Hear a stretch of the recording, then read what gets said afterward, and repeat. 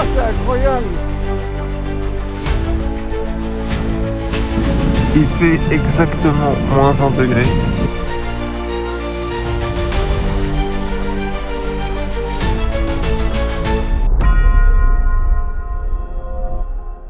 Coucou, bah là on vient de se réveiller, il est environ 7h30. Verdict. Moi j'ai bien dormi, j'avais chaud. Moi, faut que je change de sac de couchage. J'ai un cercueil, mon sac de couchage. C'était un sac de couchage que j'avais pris quand j'étais en Norvège. Mais j'ai oublié à quel point c'était un cercueil le truc. Donc je peux pas beaucoup bouger. Mais sinon, en dehors de ça, ça va. Hein. Moi c'était confort. J'ai dormi. Voilà, la lumière c'est une horreur.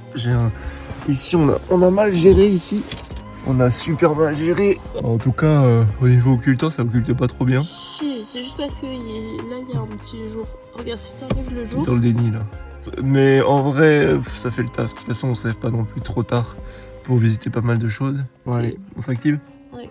C'est parti. Ça y est, on vient d'installer Le petit-déj. le petit-déj, la bouilloire. L'eau, je pense, elle est chaude là. On va pouvoir l'arrêter. Et on s'est installé bien là en fait. Et puis, On a un super spot.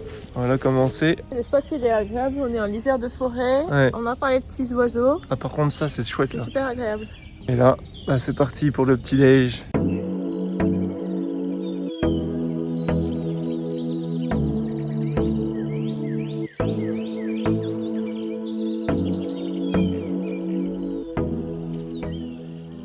Après un bon petit déjeuner, nos deux aventuriers reprennent la route en direction Arona pour visiter le Parco della Rocca Borromea. Mais laissons un peu la parole à notre chère Noémie pour vous présenter les lieux. Donc là, on est à la roche des Borromées, au-dessus de Ancora. Et du coup, on voit Ancora ici, tout le long. C'est super beau, la vue. Très très chouette. En plus, il fait super beau aujourd'hui. Là-bas, il y a la Rocca Angela.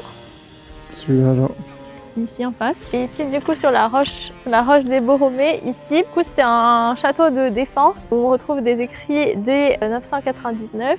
Et il servait à défendre le comté de Milan et appartenait aux Visconti et aux Borromée, qui étaient les grandes familles de l'époque du coin. Effectivement, ma chère Noémie, et je rajouterai que le Parco della Rocca Borromea était autrefois un lieu stratégique et fortement fortifié. Bien avant d'être ce parc paisible, il abritait une immense forteresse construite peu avant l'an 1000, sous le contrôle des Lombards. À l'époque, cette position dominante permettait de surveiller tout le lac majeur, faisant de la Rocca l'un des points de contrôle les plus importants de la région. Mais en 1800, tout bascule. L'armée de Napoléon Bonaparte ordonne la destruction de la forteresse, laissant derrière elle seulement quelques vestiges. Aujourd'hui, ce parc calme et verdoyant cache donc un passé bien plus mouvementé, celui d'un véritable bastion militaire qui dominait toute la région.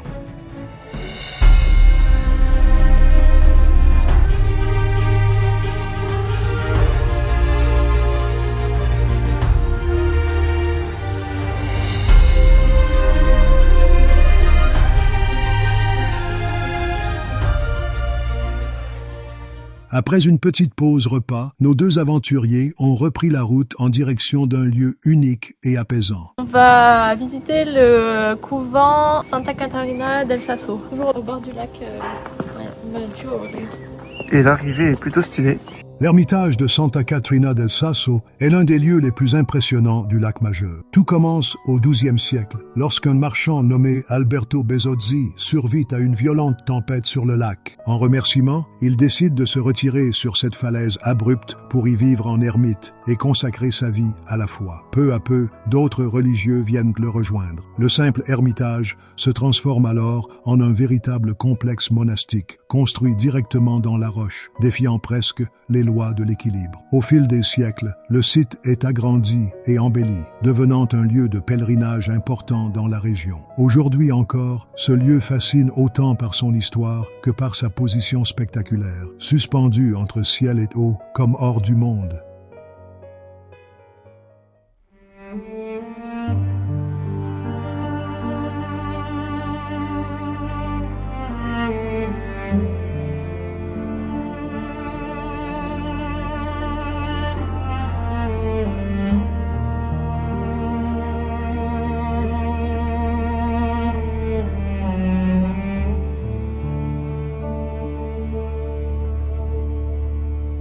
Sospeso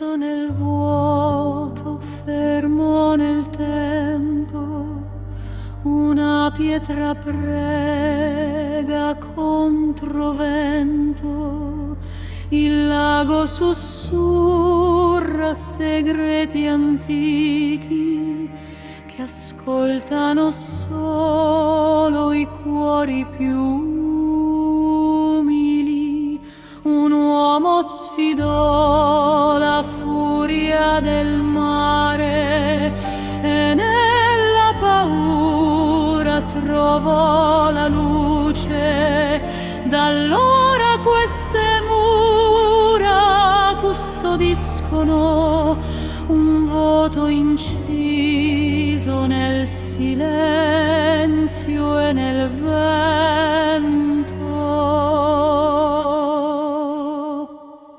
Santa Caterina, veglia su di noi, tra cielo e acqua, dove tutto si scioglie.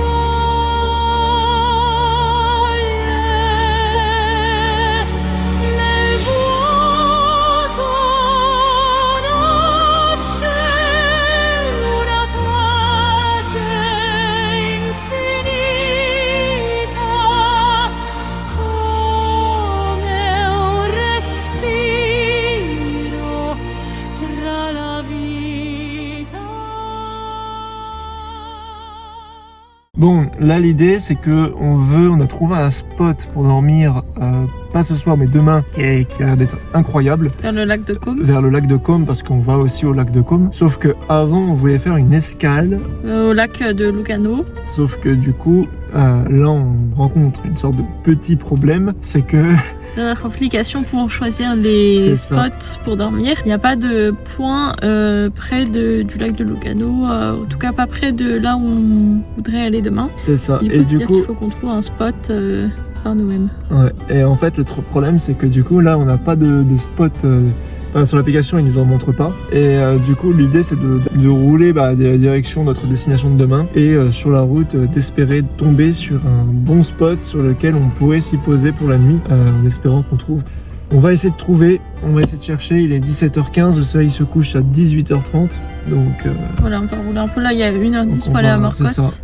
Donc l'idée, c'est ça, d'être arrêté avant la Suisse dans l'idée. Parce que en Suisse, on connaît pas trop la législation pour dormir en pleine nature. Voilà, let's go. A few moments later. En grosse galère, on ne sait pas où dormir. On n'a pas trouvé. On n'a pas trouvé. On va faire quoi? Bah, du coup, enfin, là, on est tout en haut d'une montagne, à côté du lac. C'est ça, la voiture elle est en pente. On ne sait pas si on va dormir là ou pas. On est en lisière de forêt, mais sur un lieu assez touristique parce que c'est un point de vue juste au-dessus. Là. Ça c'est le parking du point de vue. Et la route elle est pentue comme jamais. Là on a pris une route de ouf. Bon bah du coup il est assez tard. On a choisi l'option hôtel. Voilà.